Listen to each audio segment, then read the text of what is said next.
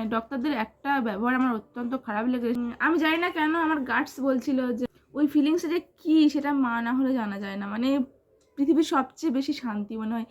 এই guys, welcome back to my channel. আশা করি তোমরা সবাই খুব ভালো আছো আর আমিও ভালো আছি। আর আমি আজকে তোমাদের সঙ্গে চলে এসেছি ওটি এক্সপিরিয়েন্স মানে আমার শেয়ার করতে। তোমরা থাম্বনেল দেখে আর টাইটেল দেখে নিশ্চয়ই বুঝতে পেরে গেছো। আর হ্যাঁ, মাঝে মাঝে আমি এই দিকে তাকাবো কারণ আমার পাশেই আমার সোনা বাবা ঘুমাচ্ছে, তো ওই জন্য আর হাসছে, কত হাসছে। তো ওই জন্য আমি কথা বলছি না, ও ভাবছে ওর সঙ্গে কথা বলছে, ওর সঙ্গে কথা বললেও খুব খুশি হয়। তো ওই জন্য কথা বলছি আর ওকে রেখে দিচ্ছি পাশে, না হলে ও তো একা থাকলে কাঁদবে। আর ও একটু মা ঘাসা আর কি। তোমরা প্রত্যেকটা ভিডিওতে, তোমাদেরকে আগের ভিডিওতেও বলেছি একটু মা ঘাসা। তো চলো যাই হোক, শুরু করা যাক আজকে আমার ওটি এক্সপিরিয়েন্স। খুব স্পেশাল একটা এক্সপিরিয়েন্স, খুব ভয়ঙ্কর একটা এক্সপিরিয়েন্স, খুব খুব জড়িঘন্টি একটা এক্সপিরিয়েন্স। তো প্রথমেই বলি, আমার বেবি তো হয়েছে অনেকে জানো 23শে অক্টোবর। আমি আজকে ভিডিওটা অনেক দিন পরে করছি, তোমাদের সঙ্গে শেয়ার করছি, তাও সেদিনের গল্পটা আজকে আবার শুরু করছি। তো 23শে অক্টোবর সকালবেলা, মানে আমি ভর্তি হয়েছি 21শে অক্টোবর। আমি 21শে অক্টোবর হচ্ছে আমার হসপিটালে, যে হসপিটাল এক্সপিরিয়েন্স আমি তোমাদেরকে বলেছিলাম, তাও উপর থেকে আরেকবার ঝালিয়ে নিই আর কি, যে আমি 21শে অক্টোবর ভর্তি হয়েছিলাম কারণ ওই দিনে আমার ডক্টরের কাছে ভিজিট ছিল। তো সেদিনে নানা রকম ডক্টর দেখিয়েছি যে আমার পেটটা হালকা শক্ত হয়ে গেছে। 36 উইকস 4 ডেজে আমি ভর্তি হয়েছি ডাক্তারের মানে হসপিটালে। ওখানে ডক্টর আমার মানে ভর্তি করে নিয়েছিল। আমার কয়েকটা কমপ্লিকেশান ছিল, কেমন আমার হিমোগ্লোবিন কমে গেছিলো, আমার সুগার ছিল, আমার প্রেশার বেড়ে গেছিলো। তো এই অনেক কারণে আমাকে, তারপরে আমার পেটে একটু শক্ত হয়ে গেছিলো। তো এই কারণে ডক্টররা ভাবলো যে না, রিস্ক নিয়ে লাভ নেই, ভর্তি নিয়ে নাও। তো সেইভাবে শিশু মঙ্গলে একটা সিস্টেম আছে যে তোমাকে প্রথমে নর্মালের জন্য চেষ্টা করানো হয়। তো সেই জন্য নর্মালের জন্য চেষ্টা করিয়েছিল 21 তারিখ থেকে, 21 তারিখ রাত থেকে 23 তারিখ মানে 22 তারিখ পর্যন্ত দুদিনই চেষ্টা করা হয়েছিল। তো 23 তারিখ সকালবেলা আমার না হঠাৎ করে, আগের দিন যেহেতু নর্মালের চেষ্টা করানো হচ্ছিল, নর্মালে যদি হচ্ছিল না কিন্তু পেনটা হচ্ছিল, প্রচণ্ড পেন হয়েছে আমার নর্মালে পেন হচ্ছিলো, প্রচণ্ড পেন হচ্ছে, অনেকক্ষণ পেন পেয়েছে, প্রায় 12-13 ঘন্টা যখন নর্মালে যন্ত্রণা পেয়েছি। তারপরে আবার সিজার হয়েছে, আমার যে কী কষ্ট হয়েছে আমি কি বলবো, যাদের সঙ্গে হয় তারাই জানে। তো আমি তো আমার কথাটাই বলবো, সেই জন্য আমি বলছি। তো তারপরে 23 তারিখ সকালবেলা ডক্টররা ভেবেছিল যে আর একটু সময় দেওয়া যাক, যে দেখা যাক। কিন্তু সেই 23 তারিখ সকালবেলা প্রচণ্ড পেন উঠেছিল।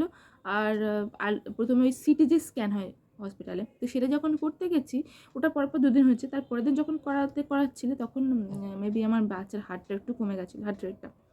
তখনই আমাকে বললো যে তোমার সিজার হওয়ানো হবে, তো তোমাকে রেডি করো। এদিকে আমার হাজব্যান্ড সব অফিস চলে গেছে, সবাই কেউ জানে না। তো যাই হোক, তারপরে এক এক করে আমাকে সেলাইন দেওয়া হলো। সেই সব এক্সপিরিয়েন্স তোমাদের সঙ্গে শেয়ার করেছি, আর বারবার কি বলবো। তো তারপরে আমি সেলাইন দেওয়া হলো, নানা রকম অনেক কটা ইঞ্জেকশন দেওয়া হয়, যেমন অ্যালার্জির ইঞ্জেকশান, তারপরে আরেক কয়েকটা ইঞ্জেকশান দেয়, তারপরে ওই সেলাইন করে সিজারের জন্য। হ্যাঁ, তো তখন আমাকে দিয়েছিল। কিন্তু দেওয়ার পরে আমার বাড়িতে ফোন করেছিল, তো আমার হাজব্যান্ডকে জানানো হলো, বাড়িতে সবাই তারপর হসপিটালে চলে গেছিলো। ও কিন্তু পাশে শুয়ে আছে, আমি তোমাদেরকে দেখাচ্ছি। এবারে অনেকক্ষণ শুয়ে আছে না, এবারে ওর মার কাছে আসবে। আমার বাবা একটুখানি আর একটুখানি। তো তারপরে সেলাইন দেওয়া হলো, আমাকে রেডি করা হলো। ওর হার্ট রেটের জন্য আরও সিটি স্ক্যান বারবার করানোর চেষ্টা হচ্ছিলো। আর যেহেতু নর্মালে ভাবা হচ্ছিলো, তাই বারবার আমাকে যেভাবে এক্সামিনেশন করে, অনেকে জানো যারা হসপিটালে ভর্তি হয়েছো, চেক আপ করে যেভাবে, সেভাবে বারবার চেক আপ করছিলো, নর্মালের চেক আপ। তো যেটা হচ্ছে ভ্যাজাইনা থেকে দেখে যে কতটা মানে মাথায় এসেছে, এরকম একটা পয়েন্ট, একটা ওদের মাপ আছে আর কি। তো টিপ অফ ফিঙ্গার, তারপরে এরকম 2টো ফিঙ্গার, 3টে ফিঙ্গার, 4টে ফিঙ্গার করে ওরকম নাম আছে। তো আমি তো আর ডক্টর নয়, অতটা জানি না। তো আমার যতটুকু এসেছিলো টিপ অফ ফিঙ্গার টাইপের, এরকমই ডক্টররা বুঝেছিল। যাই হোক, তারপরে তা কিছুতে আসছিল না বলে, আর পেনও হচ্ছিলো, বাচ্চার হার্ট রেটও কমে গেছিলো, তো সিজার ছাড়া কোনো উপায় ছিল না। তো এবারে তারপরে আমাকে সিজারের জন্য রেডি করা হয়। রেডি করিয়ে আমাকে ওই 3টে নাগাদ আমাকে নিয়ে যাওয়া হয়। তো প্রথমে যখন আমাকে সব ড্রেস ফ্রেস পরিয়েছে না, আমার হাজব্যান্ড এসছে দেখা করতে, মানে ওখান থেকে বলেছে যে এবার দেখা করো। তো আমি না কাঁদছি, খালি কাঁদছি। আমি ভাবছি যে আমার যদি কিছু হয়, আমার মানে আমি অন্য কিছু ভয় পাচ্ছি না, সত্যি বলতে অন্য কিছু ভয় পাচ্ছি না।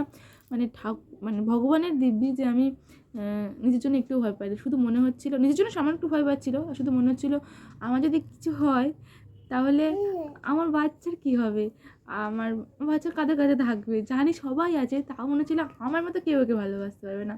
যার জন্য এত কষ্ট করলাম, এত কষ্ট করলাম এত দিন, সেই তাকে তো আমি আমি রাখবো না, আমার বাচ্চা। মানে আমি সত্যি একটা পজিটিভ হয়ে গেছিলাম, এখনও যেন আমি একটু পজিটিভই আছি।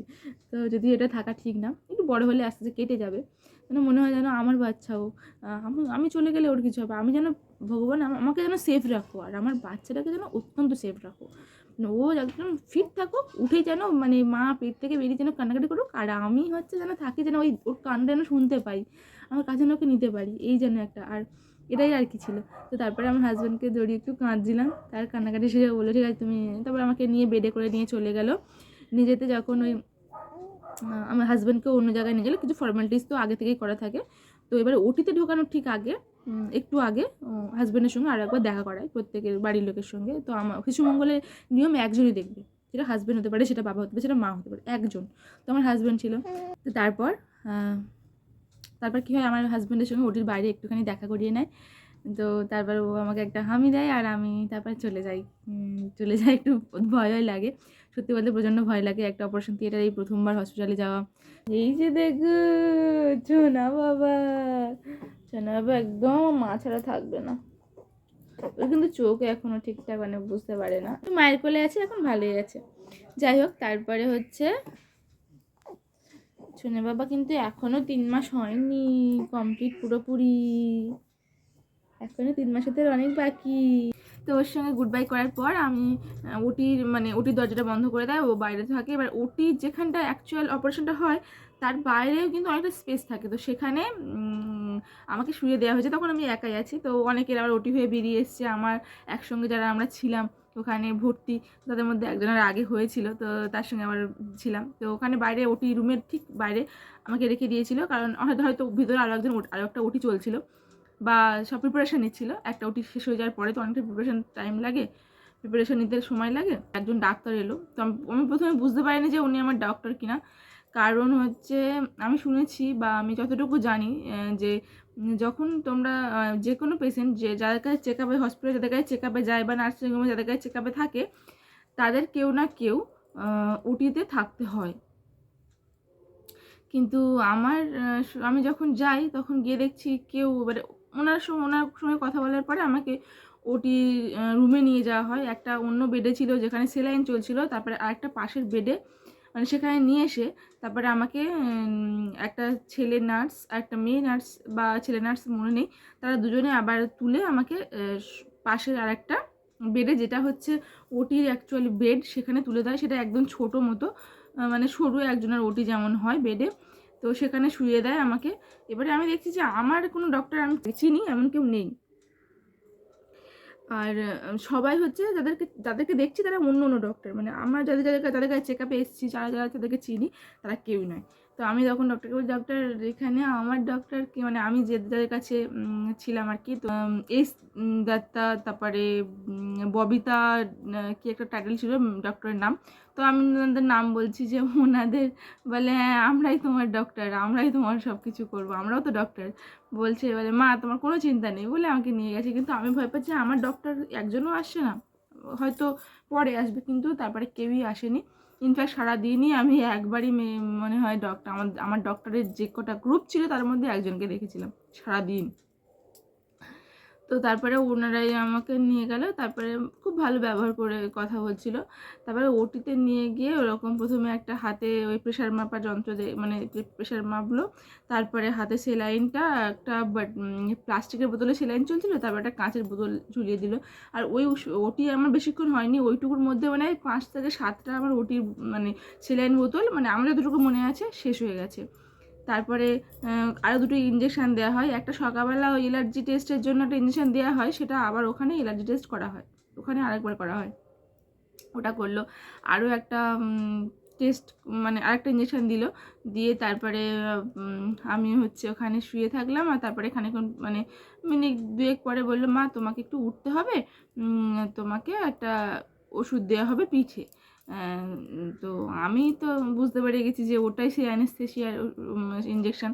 তবে সত্যি বলতে আমার অত ভয় লাগেনি যে আমার কি হবে, কিন্তু আমি প্রচণ্ড কাঁপছিলাম। ইঞ্জেকশন দেখে ভয় না, এমনি ভয়, মানে প্রচণ্ড কাঁপছিলাম, মানে মারাত্মক কাঁপছিলাম। ওটিতে যখন ঢুকি তখন ডক্টররা বলছিল তোমার কি প্রচণ্ড ভয় লাগছে মা? আমি বলছি হ্যাঁ আমার প্রচণ্ড ভয় লাগছে, সত্যিই বলি আমার প্রচণ্ড ভয় লাগছে। তখন বলছে দাঁড়াও, বলে একটা ডক্টর ছিল, উনি আবার অরিজিৎ সিংয়ের গান ছেড়ে দিয়েছিল। আমি মনে মনে ভাবছি যে আমি তো ভগবানের নাম স্মরণ করছি আর আমার ছেলেটা বেরিয়ে অরিজিৎ সিংয়ের গান শুনবে। একটা ফানি কথা বললাম, কিন্তু সত্যি হয়েছিল। অরিজিৎ সিংয়ের গান ছেড়ে দিয়েছিল ওই ওটি রুমের মধ্যেই, মেবি কোনো একটা বক্সে বক্সে ছেড়ে দিয়েছিল, কারণ ডক্টরদেরও তো রিল্যাক্সের একটা ব্যাপার আছে না। তো যাই হোক, তারপরে ওখানে সার্জেন 2জন না 3জন ছিল, আর একজন জুনিয়র ডক্টর ছিল, একজন না 2জন, আর বাকি নার্স, নার্স, ছেলে নার্স, মেয়ে নার্স, এরকম অনেকে ছিল ভিতরে। তো তারপরে আবার ডাক্তাররা আমার সঙ্গে খুব ফ্রেন্ডলি কথা বলে, মানে রিল্যাক্স হও, কিচ্ছু হবে না। এইবারে তারপরে আমি ওরকমভাবে বললো একটু উঠতে হবে, তো আমাকে কয়েকজন ধরে, যেহেতু বেডটা ছোটো আর আমার পেটটাও বড় হয়েছিল, আমার প্রতিটা মাই ওরকম হেল্প করে, তো ওরকমভাবে তুলে দিয়েছিল, পাটা লম্বা করে এরকম নিচু হয়ে, ঘাটটা নিচু হয়ে, পেটের মধ্যে একটা বালিশ দিয়ে এরকম করে নিচু হতে বলেছিল, তারপর পিছনে একটা স্পিরিট টাইপের একটা দিয়ে তারপরে দেখছিল যে কোথায় ইঞ্জেকশন দেওয়া হয়। তবে সত্যি বলছি আমার এক্সপিরিয়েন্স থেকে ইঞ্জেকশনটা, অনেকে বলে প্রচণ্ড ভয় লাগে, কিচ্ছু লাগে না, জাস্ট কিচ্ছু লাগে না, কোনো ভয় নেই, একদম রিল্যাক্স। ইঞ্জেকশনটা একটুও ভয় নেই, আমার একদম কিচ্ছু হয়নি। জাস্ট যেমন একটা ইঞ্জেকশন হয়, যতটুকু লাগে একটা ইঞ্জেকশনে ততটুকুই। আর পুরো প্রেগনেন্সিতে আমরা মেয়েরা এত ইঞ্জেকশন ভয় পাই, কিন্তু পুরো প্রেগনেন্সিতে আমাদের মধ্যে এত ইঞ্জেকশন চলে, সে তো আমার প্রতিনিয়ত একটা করে ইঞ্জেকশন চলতো, একটা কারণে যে আমার সোডিয়াম একটা ইঞ্জেকশন চলতো। তো আমি এত ইঞ্জেকশন, এছাড়াও তো প্রত্যেক মানে সপ্তাহে বা মাসে 2বার করে ব্লাড টেস্ট, সুগার, এটা হ্যান ত্যান রেগুলার টেস্ট যেগুলো, সেগুলো থাকতোই। তো এত ইঞ্জেকশন নিয়েছি আমি, কিন্তু বিয়ের আগে বা প্রচুর ভয় পেতাম, প্রচুর ইঞ্জেকশনে প্রচুর ভয় পেতাম, বিয়ের পরেও। কিন্তু বাচ্চা আসার পরে থেকে মানে এত ইঞ্জেকশন, প্রথম প্রচুর কান্না পেতো, এত ইঞ্জেকশন নিয়েছি, সত্যি বলতে ইঞ্জেকশনের প্রতি ভয় চলে গেছে। একটা মায়ের মা হতে গেলে যে কত যন্ত্রণা সহ্য করতে হয়, সে আর বলেছে কি বলবো আর। তো অনেক, যাই হোক, সেটা সবারই পায়। তো আমার যেটা সবচেয়ে কষ্ট লেগেছিলো, যে প্রত্যেকেরই, আমার মেবি মনে হয় সেলাইন দেওয়াটা। আমার এখানে দেখো হালকা দাগ আছে, এই জায়গাটা, এই যে এই এই জায়গাটা না পুরো ফুলে গেছিলো, আর এই শিরাটা পুরো ফুলে গেছিলো, পুরো একদম মানে মোটা হয়ে গেছিলো। আর এই অবস্থাতে আমি তোমাদের ওটি এক্সপিরিয়েন্স, আগে ওটি বলছি, হসপিটাল এক্সপিরিয়েন্সে বলেছি যে আমার হাতে বেবি আমি নিতে পারতাম না, মানে 12 ঘন্টা পরে আমাকে বেবি দিয়ে দিয়েছিল।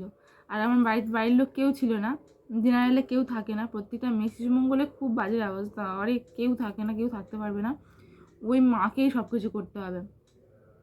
আমি তো কাউকে প্রেফার করবো না শিশুমঙ্গলে ভর্তি হওয়ার জন্য, সত্যি বলছি একদম। তাদের কে কি কার কেমন এক্সপিরিয়েন্স জানিস না, আমার তো প্রচণ্ড খারাপ এক্সপিরিয়েন্স গেছে। কেবিন তো আমি 2 দিন পরে পেয়েছি, ওই 2 দিন যে কদিন জেনারেলে ছিলাম, প্রথম 2 দিন আমার একদম অবস্থা টাইট করে দিয়েছিল। তো যাই হোক, এই অবস্থাতে বেবি নিতে হতো, আর হাত পুরো ফুলেছিল, এখনও দেখো হালকা শিরাটা ফুলে আছে, আর আমার এমনি শিরাটা ওঠার মতো, আরও সেরকম ফুলে গেছিলো, ওটাই কষ্টকর। এছাড়া ওই যে পিঠের ইঞ্জেকশন দেয়, ওদের কোনো কিচ্ছু হয় না আমার মনে হয়। তো এবারে আমার কিছু হয়নি। তো দেওয়ার পরে তারপর দেখছি আস্তে আস্তে আস্তে আস্তে ওরা বলছে পা তোলো, শেষে 5 মিনিট পরে পা তুলতে বলছিলো, পাটা দেখছি 2বার আর উঠছে না, 2বার ওঠার পরে আর উঠছে না। তো ওরা বলছে যে হয়ে গেছে, না এবার শুরু করো। আমি তখন বলছি না, আমি সব ফিল করতে পারছি, আপনারা কেউ শুরু করবেন না, ডক্টর প্লিজ একটু পরে করবেন। ডক্টর বলছে মা তুমি ফিল করতে পারবে, কিন্তু যন্ত্রণা বা পেনটা পাবে না। তো আমি বলছি না আমি পাবো, আপনি একটু ওয়েট করুন না, কী দরকার তাড়াতাড়ি করেন। তো এর মধ্যেই আরেকজন বলছে শুরু করে দাও। তো এবারে ওরা মনে হয় শুরু করে দিয়েছে। আর হ্যাঁ, আমি এত ভয় পাচ্ছিলাম, আমার সামনে একটা পর্দাও দিয়ে দিয়েছিল। তো একটা ডক্টর বলছিল সামনে পর্দা কেন দিয়ে দিয়েছো, চোখটা বেঁধে দিলে তো হতো। তো চোখটা বেঁধে দেওয়ার পরেও নিচ থেকে হালকা দেখা যায়, যেটা ওই গ্লাসে না, যে আমি যখন ওটিতে যে বেডে শুয়ে দিয়েছিল, বেডের ওপরে কিন্তু এরকম 2টো লাইট ছিল, জানো, তার মধ্যে ছোটো ছোটো ছোটো ছোটো অনেক করে লাইট, এরকম 2টো লাইট ছিল। তো ওই লাইটটার যেহেতু কাঁচ দেওয়া থাকে, আর অন্ধকার অন্ধকার বলছি মানে আলোর ঘর, যেখানে বাইরের সূর্যরশ্মি নেই, তো সেইটা ওই ফোকাসটা হালকা লাগে, তখন দেখা যায়। তো ওই জন্য আমি যেহেতু প্রচণ্ড কাঁপছিলাম, আমার সামনে একটা পর্দা দিচ্ছে, বলে না কোথায় ভয়টাই পেয়ে যাবে, ওনারা ডক্টর পর্দা দিয়ে দিয়েছিল। তারপরে মাথায় একটা পরে দিয়েছিল, টুপি মতো পরিয়ে দিয়েছিল। তারপরে হচ্ছে ডক্টররা, একজন ডক্টর বলছে এই তুমি শুরু করো, মানে একটা মানে বড় ডক্টর আর কি, একটা জুনিয়র ডক্টরকে বলছে শুরু করো, কিচ্ছু হবে না। আমি তখনই বুঝতে পারছি যে আমি অনেক জায়গায় শুনেছিলাম যে সিজার পেশেন্টদের সঙ্গে এটা হয় যে জুনিয়র ডক্টররা শেখে আর কি, ওসব মানে কাটিংগুলো শেখে আর কি, সার্জারি করা শেখে। তো সেটা আমার সঙ্গেও হচ্ছিলো। আর জুনিয়র ডক্টর এসে বলছিল, আর মানে ডক্টরদের একটা ব্যবহার আমার অত্যন্ত খারাপ লেগেছে, সেটা হচ্ছে একটা ডক্টর বলছিল যখন আমার ওটিটা হয়ে গেল, কাটা হয়ে গেল, তখন বলছে, ডক্টরের নাম করে বলছে যে তুই তো আজকে শিখে গেছিস, তুই আজকে আমাদেরকে ট্রিট দিবি। একটা পেশেন্টের সামনে এটা কিন্তু বলা অত্যন্ত খারাপ আমার লেগেছে, কারণ একটা পেশেন্ট মানে এমনিতেই প্রচণ্ড ভয়ে থাকে, তারপরে যদি তার সামনে এই কথাগুলো বলা হয় যে তুই আজকে আমরা ট্রিট দিবি, তুই শিখে গেছিস, তাহলে কিন্তু সে তার আরও ভয় লাগে। কারণ আমার তো কানটা খোলা, আমার শরীর হয়তো অবশ, কিন্তু আমার কান তো খোলা, আমি তো বুঝতে পারছি, আমার ব্রেন তো চলছে। এইটা কিন্তু অত্যন্ত খারাপ লেগেছে আমার। তো যাই হোক, তবে অত্যন্ত খারাপ জিনিস। তো ওই জিনিসটা আমি অবাক হয়ে গেছি, যে এরকম করে কি করে বলতে পারে যে তুই আজকে শিখে গেছিস, তুই ট্রিট দিবি। তো তারপরে যাই হোক, তারপরে এই কথা বলতে বলতে আমি দেখছি বাচ্চা কেঁদে উঠেছে। আমি তখন বলছি এই বোধহয় আমার বাচ্চা হয়ে গেল। তারপরে ওকে পরিষ্কার টরিষ্কার করে ওই কাপড়ের ওপার থেকে এরকম করে দেখা, শুধু বললো বলো তো মা তোমার কি হয়েছে। আমি জানি না কেন আমার গার্ডস বলছিল যে আমার ছেলে হয়েছে, তো আমি এক কথাই বলেছিলাম আমার ছেলে। তখন বলছে বাবা তোমার কি ছেলে পছন্দ ছিল? আমি বলছি না তেমন কোনো না। তাই প্রথমে আমাকে জিজ্ঞাসা করেছে তোমার কি চাই, ছেলে না মেয়ে? আমি বলছি ডক্টর ওরকম কোনো ব্যাপার না, আমার যেই আসুক সুস্থ আসুক সেটাই আমার কাছে কাম্য। তখন বলছে এই যে তোমার ছেলে হয়েছে। তারপরে ওর ওয়েট ফোয়েট করানো হয়, তারপরে ওর হাতে একটা ট্যাগ লাগানো হয়, যে ট্যাগটার নাম্বার আমার প্রথমে লাগানো হয়, তারপরে ওর লাগানো হয়, লাগিয়ে আমার কাছে এনে দেখানো হয়, ওর ওয়েটটা মাপার পর দেখানো হয় যে দেখো মিলেছে তো। আমি বললাম যে হ্যাঁ মিলেছে।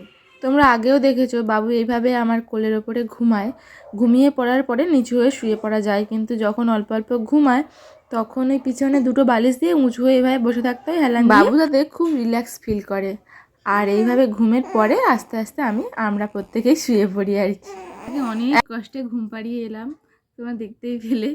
এখন মা হওয়ার পরে না অনেক কিছু চেঞ্জ হয়ে গেছে, যখন তখন যা ইচ্ছা করা যায় না। যাই হোক, ও আগে প্রায়োরিটি দেয় না, তারপরে বাকি সব, সেটা হওয়া উচিত প্রত্যেকটা মায়ের। এটা আমার নিজস্ব মতামত। অনেকের অনেক কিছু মতামত হতেই পারে, এটা নিয়ে আর অন্য কিছু ভেবো না।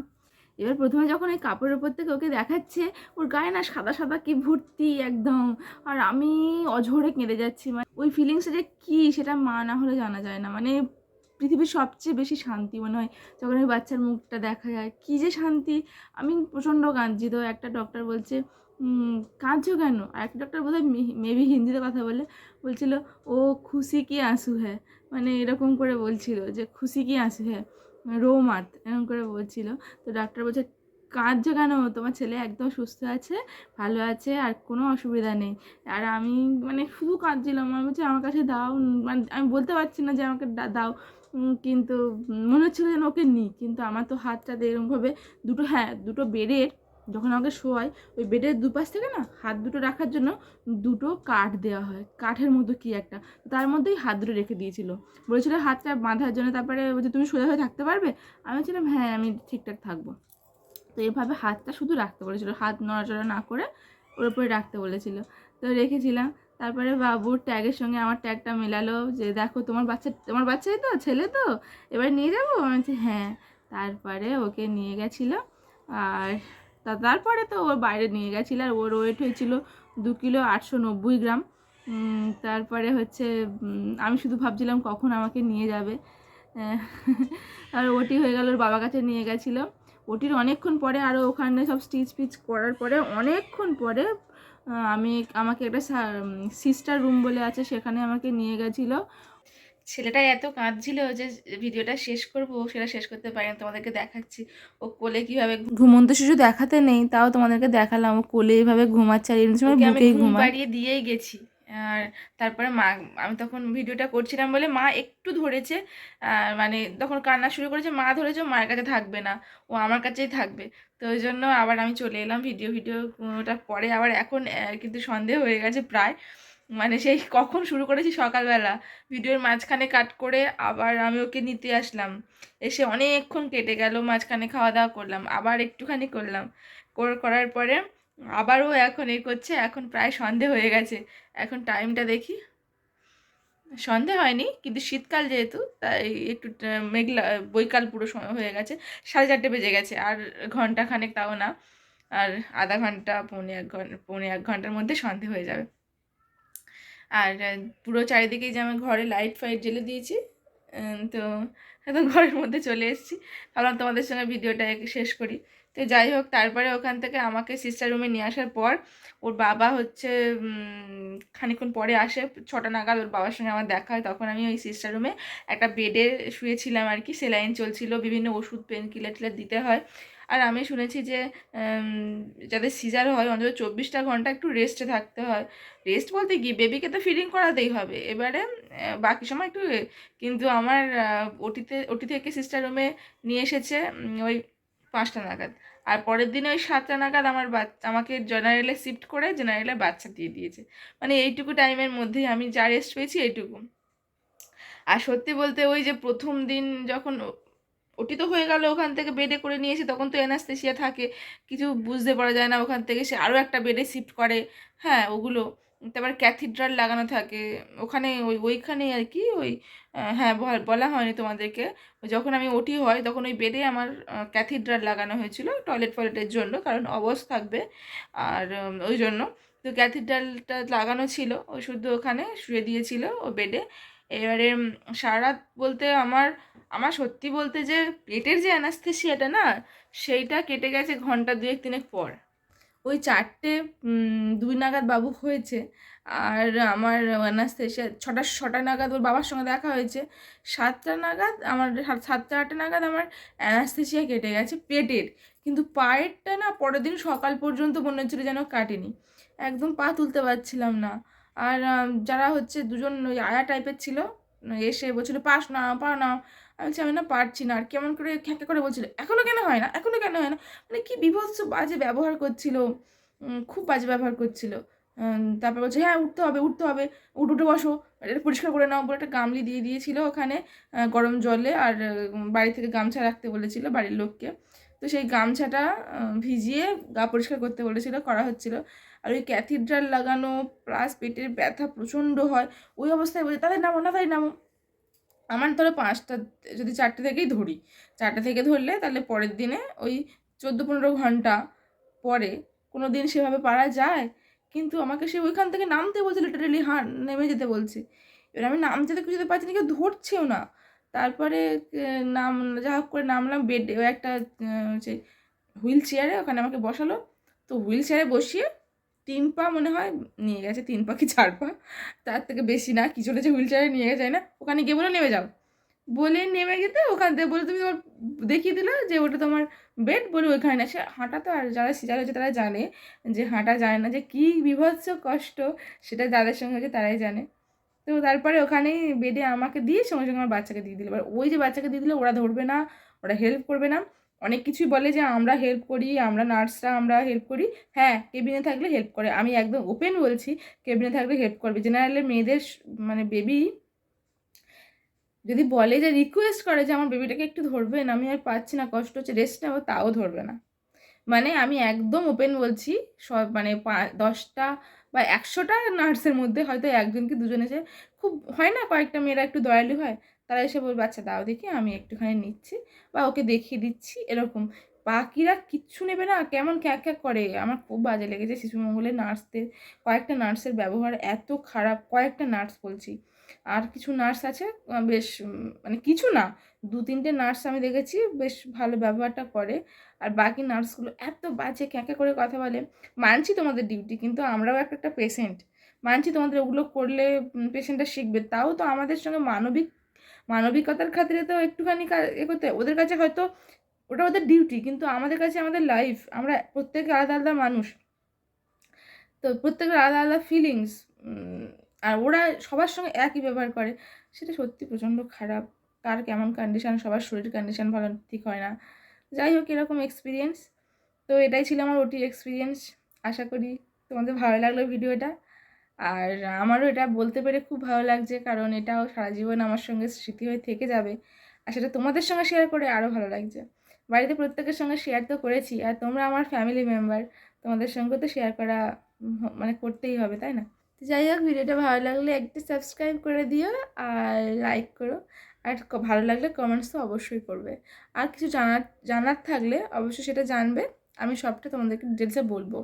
আর যদি তোমরা বলো যে শিশু মঙ্গলে মানে খরচাটা আমি আমার যে যে এক্সপিরিয়েন্স, হসপিটাল এক্সপিরিয়েন্স, ওখানে তোমাদেরকে বলেছি, ওই ভিডিওটা দেখলে তোমার জানতে পেরে যাবে কত খরচ। আর আরও যদি ক্লিয়ারলি জানতে চাও তাহলে আমাকে বলো, কমেন্টস করো, আমি তাহলে আরও একটা ভিডিও বানাবো যেখানে শিশু মঙ্গলে কেবিনের কত খরচ, কত দিনের খরচ, আর জেনারেলে কত দিনে কেমন খরচ, জেনারেলের খাবার দাবারের ব্যবস্থা কেমন, কেবিনের খাবার দাবারের ব্যবস্থা কেমন, সবটা তোমাদের সঙ্গে মানে শেয়ার করব।